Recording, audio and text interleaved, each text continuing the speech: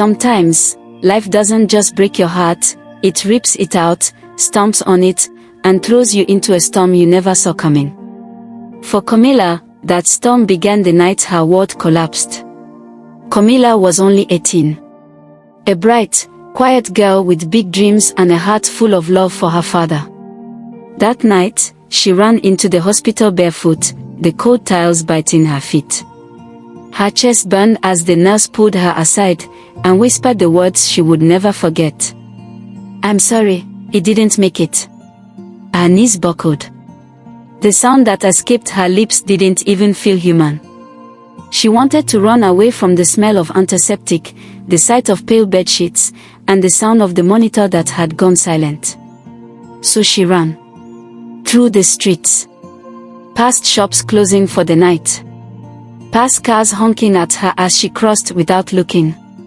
Her tears bled the world until she didn't even know where she was going. Until she found herself in front of a massive gate. The mansion looked like something out of a movie, tall, intimidating, the lights glowing warm behind glass windows. She didn't know why she pushed the gate open. She didn't care if she was trespassing. She just needed somewhere to cry. Camila slipped inside and collapsed into a chair on the patio, burying her face in her hands. Her body shook with sobs. She didn't hear the car pull up. A black SUV stopped in the driveway. Out stepped a tall man in a dark suit, swaying. His breath reeked of alcohol. Behind him, two men, his bodyguards, carried shopping bags. When his bloodshot eyes landed on her, his lips curled into a lazy, drunken smile. "You're early," he slurred. "I told them to get me someone soft tonight, guess they did." Camila blinked, confused. No, I'm not." Shoo, he staggered forward. "No shouting. I'll be gentle, don't spoil the night." The guard smacked and left, thinking nothing of it. Camila's heart pounded. She tried to explain, but his grip on her wrist was firm. The scent of whiskey filled her lungs as he whispered promises that were nothing but lies. That night, he took advantage of her vulnerability. It was her first time. When it was over, she felt hollow. Numb. She didn't even know his name. Just his face, sharp jawline, messy dark hair, eyes that seemed colder now than they had moments ago. She slipped out of the mansion before dawn, walking the empty streets with no sense of where she was headed. The city was still asleep. Her life had just shattered, and she didn't even know the half of what that night would cost her. Camila woke to the sound of roosters crowing in the distance, though she wasn't home. Her clothes were wrinkled, her hair tangled, and her body ached in places she didn't want to think about. She sat up on the park bench where she had collapsed hours earlier, the sky now tinted with the pale light of dawn. Her mind replayed the night before like a cruel film she couldn't pause. The hospital. Her father's death. The mansion. The man. His voice. His grip. She squeezed her eyes shut, wishing she could erase it all. Her feet moved on their own, carrying her back toward her small rented apartment. The streets were slowly waking up, vendors opening stalls, children in uniforms rushing to school. Everything looked so normal, yet she felt like she didn't belong in this world anymore. When she got home, her mother was already awake, seated at the table with swollen eyes from crying over her husband. "Where were you all night?" her mother asked, voice heavy. Camila froze.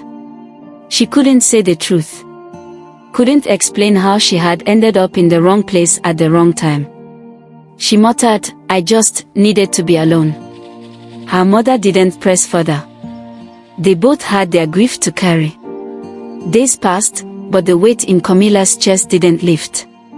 She avoided mirrors, avoided conversations, and buried herself in helping around the house. She thought if she stayed busy, the memories would fade. But nights were the worst.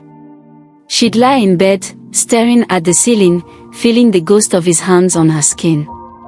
The sound of his drunken voice echoed in her ears. Sometimes she'd jolt awake from dreams where she was back in that mansion, unable to run. She wanted to pretend it never happened. She told herself she would never see him again. She didn't even know his name, and that was fine by her. Weeks later, something else began to gnaw at her, the nausea. It started in the mornings, then came in waves throughout the day. At first, she blamed stress. But then her period never came. One morning, she locked herself in the bathroom with a test she'd bought at a small pharmacy far from her neighborhood. Her hands trembled as she waited for the result. 2 pink lines. She dropped the stick into the sink and backed away, her heartbeat pounding in her ears. She was only 18. She had no job. She was still in school. And now, she was pregnant. Camila sat on the cold bathroom floor, hugging her knees to her chest. Tears slipped down her cheeks silently. She thought of her father, of how proud he'd been of her. She thought of her mother, already crushed by loss. She didn't know how to tell anyone. She didn't know how to tell herself. The truth was simple but devastating. Her life had changed forever. Camila sat in her room that night, staring at the test kit on her desk like it was some kind of cruel joke. She had cried so much her eyes burned. She didn't need a second test. She already knew. The weeks that followed were a blur of fear and panic. At first, she tried to hide it from everyone, wearing looser clothes and avoiding her mother's gaze. But the sickness kept getting worse. She'd rush out of class to the bathroom, pretending it was just something she ate. It didn't take long before her mother noticed. One evening, while they were folding laundry, her mother stopped, stared at her, and asked in a trembling voice, "Camila, are you pregnant?" The words felt like a slap.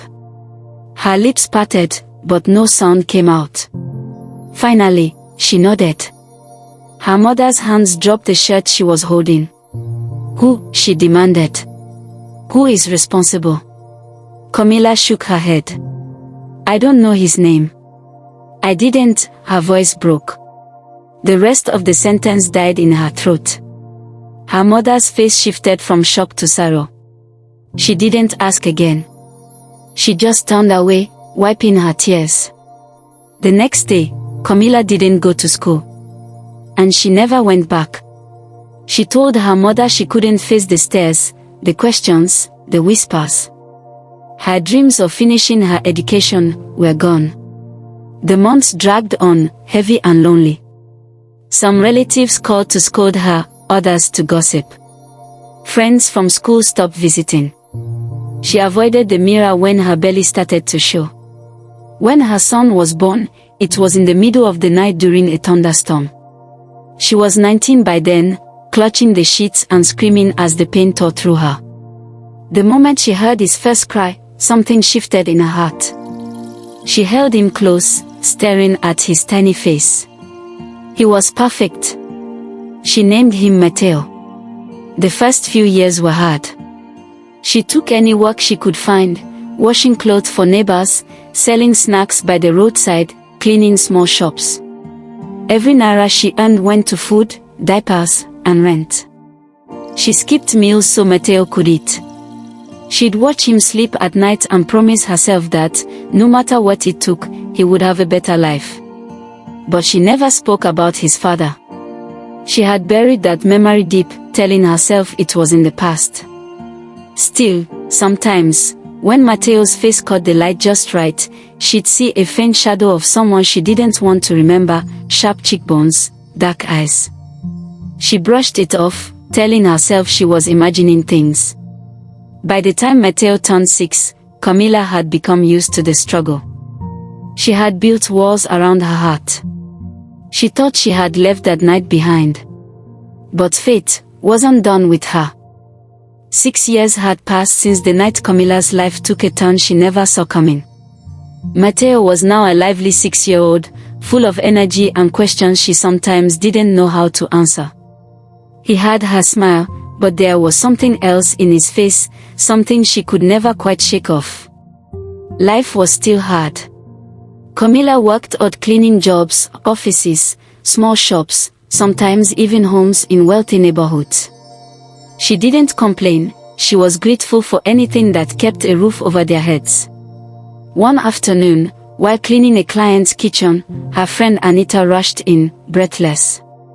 "Camila, I heard there's an opening for a cleaner at Sterling Enterprises. Big company, good pay, and they're hiring immediately." Camila hesitated. "Sterling Enterprises? Isn't that the place with all the rich executives?" "Exactly," Anita said, grinning. "You'd be working in the main building, cleaning offices. Way better than scrubbing people's bathrooms all day. Come on, at least apply." The next week, Camila found herself in the lobby of a massive glass building, her plain dress feeling out of place among all the sharp suits and high heels. She filled out a short form, and to her surprise, they hired her on the spot. Her first day was overwhelming. The building was spotless, every surface gleaming. She was assigned to the top floor, the executive offices. Anita warned her, "Don't get in the way of the bosses. They don't like to be disturbed." For weeks, Camila quietly did her work, mopping floors, dusting desks, and making sure she left before meetings began. Matteo was doing well in school, and the steady paycheck gave her some breathing room for the first time in years. Then one morning, she was cleaning a large office when the door opened behind her. A deep, commanding voice said, "Who let you in here this early?" She turned and froze. The man standing there was tall, broad-shouldered, wearing a perfectly tailored suit.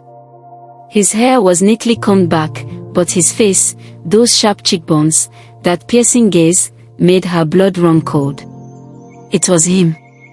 Older now, sober, and far more intimidating than the drunken stranger she had met 6 years ago. But she would never forget that face. He frowned, clearly not recognizing her. "Well, I asked you a question." Camila swallowed hard. "I was told to start here today, sir. I'm just cleaning." He glanced at her briefly, then waved a hand. "Fine. Just don't touch the files on my desk." Her heart pounded as she finished her work and left the room. She told herself she was imagining things. There was no way this man, Mr. Sterling, her new boss, could be the same one from that night. But deep down, she knew. And the worst part, she had no idea what would happen when he saw Matteo. Camila tried to avoid Mr. Sterling as much as possible. She timed her cleaning so she'd be out of his office before he returned. She didn't want him to notice her or remember her. But life had a way of testing her. One Friday afternoon, Matteo's school called. He had a slight fever, and she needed to pick him up early. She couldn't leave him home alone, so she brought him to work, hoping he could stay quietly in a corner until her shift ended. "Stay here, Matteo," she whispered, setting him up with a juice box and a small notebook to draw in. "Don't move, okay?" She was almost done mopping the hallway when the sound of a deep voice behind her made her freeze. "Whose child is this?" Camila turned slowly. Mr. Sterling was standing there, staring down at Matteo. For a moment, the air felt heavy. His eyes lingered on the boy's face, the same almond-shaped eyes, the same sharp cheekbones, the same small dimple on the left cheek. It was like looking at a miniature version of himself. Camila's throat went dry. "He's my son," she said quietly. Mr. Sterling crouched slightly, still studying Matteo. "What's your name, young man?" "Matteo," the boy said with a shy smile. The name seemed to hit him. His gaze flicked up to Camila, sharp and questioning. She looked away, pretending to busy herself with her mop. The rest of the day was unbearable. She could feel his eyes on her every time she passed his office. It was as if he was trying to place her in his memory, digging through old, drunken nights to figure out where he had seen her before. The next week, he started asking questions. "How long have you worked here? Where's the boy's father? Why does he have my jawline? The last one was said half-jokingly, but she could tell it wasn't really a joke. Camila kept her answers short. I've worked here a few weeks. His father's not in the picture. And I wouldn't know about the jawline, sir. But she could tell he wasn't satisfied.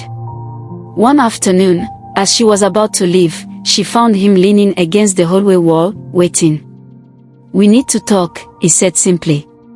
Her stomach churned. She knew this moment was coming, but she wasn't ready. She wasn't ready to dig up that night, to tell him what really happened. Still, his eyes told her he wasn't going to let it go. Camila thought of Matteo, his safety, his happiness, the stability they finally had.